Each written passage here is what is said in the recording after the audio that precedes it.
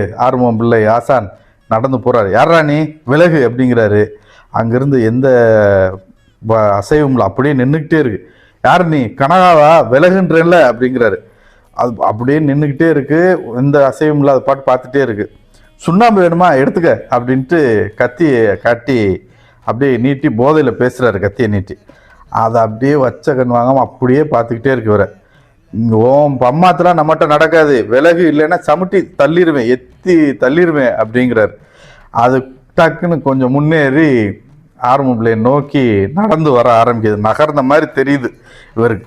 தெரிஞ்சதும் இவர் சுடலமாடா காப்பாத்துன்ட்டு ஓங்கி ஒரு எத்து விடுறார். அதை அந்த உருவத்தை மறுநாள் அதுக்கடுத்து அந்த இடம் சீன் கட்டு. அடுத்து வந்து ஐதுருஸ் மருத்துவமனையில் வலது கால் ஒடிஞ்ச நிலையில் படுத்து கிடக்கிறாரு ஆறுமுகம் பிள்ளை. சோகமும் கோபமும் ஒன்று சேர முகத்தை வச்சுக்கிட்டு அவர் மனைவி ஆரஞ்சு பழம் ஜூஸ் பிழிஞ்சுக்கிட்டு இருக்கிறாங்க.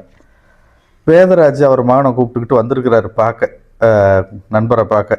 இப்போ பரவாயில்லையா ஆறுமுகம் அப்படின்னு கேட்குறாரு. அதெல்லாம் ஒன்றும் இல்லைப்பா, பரவாயில்ல, நல்ல இருட்டில் பார்க்காம வந்துட்டேன், பள்ளத்தில் விழுந்துட்டேன் அப்படிங்கிறாரு.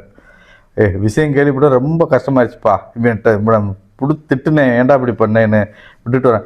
அவன் சொன்னாப்பா, நான் தான் அனுப்பி விட்டேன், அதுக்கு என்ன செய்யறது, நமக்கு நடக்கணும்னு இருக்கு அப்படின்னு அதை பையனையும் காப்பாற்றி சமாதானப்படுத்துகிறார் ஆசான்.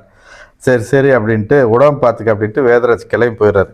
கொஞ்ச நேரம் கழித்து ஆரஞ்சு ஜூஸை அவங்க கப்பில் ஊற்றி அவங்க மனையை நீட்டிட்டு தண்ணி அடிச்சுட்டு புது வீட்டு மனைக்கு பிளாட்டு போடுற வீட்டு மனைக்கு கல் ஊண்டியிருக்காங்க, அளவு கல்.